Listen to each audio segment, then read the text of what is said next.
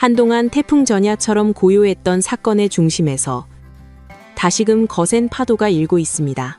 바로 개그우먼 박나래 씨와 세간을 떠들썩하게 했던 일명 주사 이모 A씨의 이야기입니다. 그동안 두 사람은 마치 약속이라도 한 듯 철저한 무대응과 침묵으로 일관해 왔습니다. 하지만 최근 들어 이 기류가 급변하고 있습니다. 직접적인 SNS 폭로전이든 언론을 통한 간접적인 근황 노출이든 두 사람 모두 세상 밖으로 목소리를 내기 시작한 것입니다. 도대체 왜 지금 이 시점에 그들은 침묵을 깬 것일까요? 단순한 심경 변화일까요?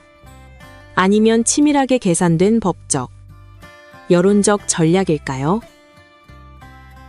오늘 이 시간에는 다시 시작된 그들의 진실 공방과 그 이면에 숨겨진 의도를 아주 깊이 있게 파헤쳐 보겠습니다. 사건 초기만 하더라도 두 사람의 관계는 때려야 뗄 수 없는 그야말로 밀월 관계였습니다. 박나래 씨가 지인들에게 A씨를 직접 소개해주고 함께 은밀한 시술을 받을 정도로 두터운 신뢰를 형성하고 있었죠. 하지만 지금의 상황은 180도 달라졌습니다. 과거의 동지가 이제는 서로에게 책임을 전가해야만 사는 적으로 돌변한 것입니다. 현재 박나래 씨 측은 A씨와의 연락을 일절 끊고 철저히 대립각을 세우고 있습니다. 이는 수사 과정에서 자신에게 불리할 수 있는 친분의 고리를 끊어내려는 의도로 해석됩니다. 이번 사건의 핵심 쟁점은 바로 불법성의 인지 여부입니다. 박나래 씨 측의 논리는 명확합니다. 나는 의료 면허가 있는 전문가인 줄 알고 영양 주사를 맞았을 뿐, 나 또한 속은 피해자다라는 것입니다. 즉, 무면허 의료 행위인 줄 몰랐기 때문에 고의성이 없다는 주장을 펼치고 있습니다. 하지만 A씨의 남편 B씨가 내놓은 폭로는 이 주장을 정면으로 반박합니다. B씨는 연예인들이 내 아내를 의사로 알았다는 건 말도 안 되는 소리라고 일축했습니다. 그는 아내는 병원 소속이 아니라 엔터테인먼트 사장들을 통한 정치적 인맥으로 소개받은 사이라며 병원에서 만난 적도 없는데 어떻게 의사라고 착각할 수 있느냐고 반문했습니다. 이 주장이 사실이라면 박나래 씨를 포함한 연예인들은 무면허임을 알면서도 시술을 받은 공범이나 다름없는 상황이 됩니다. 선의의 피해자라는 프레임과 알고도 묵인한 방조자라는 프레임이 팽팽하게 맞서고 있는 형국입니다. 이런 와중에 언론을 통해 공개된 박나래 씨의 근황은 대중에게 큰 충격을 주었습니다. 지난 1월 21일 서울의 한 막걸리 양조 기술학원 앞에서 그녀가 포착된 것입니다.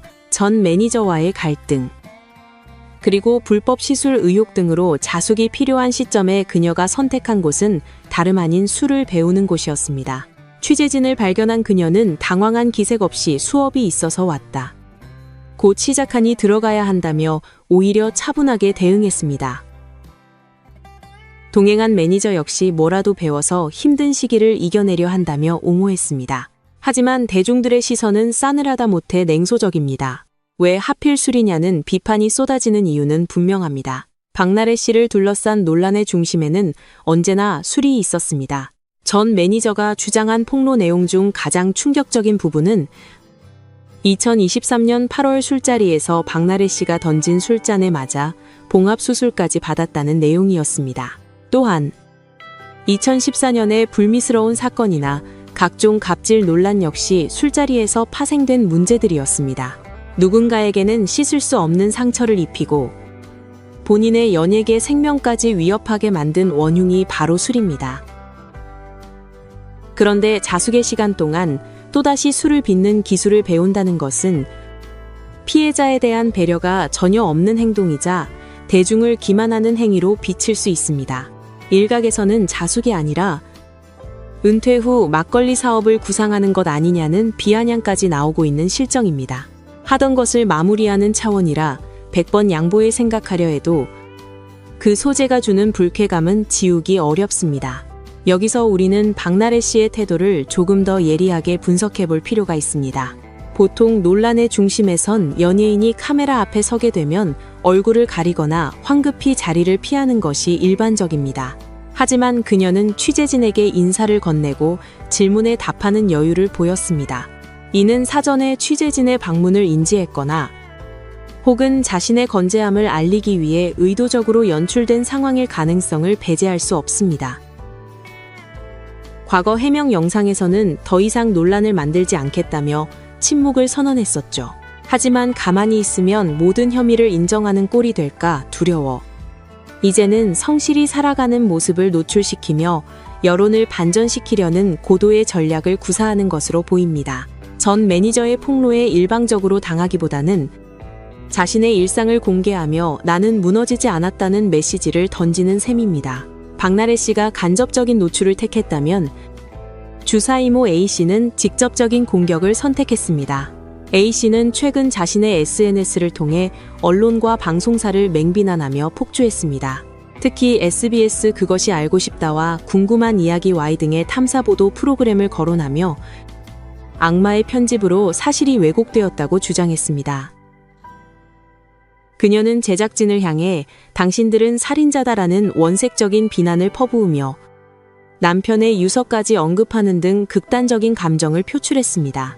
자신이 단순히 흥미 위주의 가십거리로 전락한 것에 대한 분노와 억울함을 토로한 것입니다. 또한 거짓과 진실 사이라는 노래를 배경음악으로 깔아 자신의 결백을 우회적으로 주장하기도 했습니다.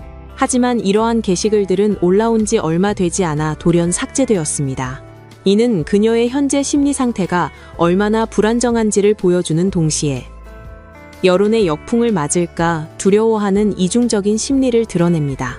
두 당사자가 이렇게 각자의 방식으로 억울함을 호소하고 여론전을 펼치는 동안 정작 가장 중요한 경찰 수사는 제자리 걸음입니다.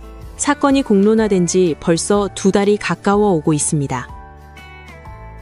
고소인 조사는 이미 끝났지만 피고소인들에 대한 소환 조사는 차일피일 미뤄지고 있습니다. 특히 사건을 담당한 강남경찰서의 수사 속도가 너무 더디다는 지적이 잇따르고 있습니다. 수사기관이 명확한 결론을 내리지 않고 시간을 끄는 사이 확인되지 않은 루머는 눈덩이처럼 불어나고 양측의 진흙탕 싸움만 격해지고 있습니다. 대중들은 이제 누가 더 나쁜가를 따지는 것에도 지쳐가고 있습니다. 객관적인 팩트와 법적인 판단이 부재한 상황에서 벌어지는 소모적인 논쟁은 결국 사회적 피로도만 높일 뿐입니다. 오늘 우리는 침묵을 깨고 나온 두 사람의 행보를 분석해 보았습니다. 박나래 씨는 술이라는 논란의 불씨를 안고도 태연하게 일상을 노출했고 A씨는 미디어를 향해 날선 비난을 쏟아냈습니다. 방식은 다르지만 두 사람 모두 불리하게 돌아가는 판세를 뒤집기 위해 안간힘을 쓰고 있다는 점은 분명해 보입니다. 하지만 그들이 간과하고 있는 것이 있습니다. 대중이 원하는 것은 화려한 언변이나 감정적인 호소가 아니라 진실 그 자체라는 점입니다. 경찰은 더 이상 눈치 보지 말고 신속하고 엄정한 수사를 통해 이 사건의 실체를 낱낱이 밝혀야 할 것입니다. 그것만이 무너진 원칙을 바로 세우고 불필요한 사회적 논란을 잠재우는 유일한 길입니다. 오늘 준비한 소식은 여기까지입니다. 끝까지 시청해주신 여러분, 대단히 감사합니다.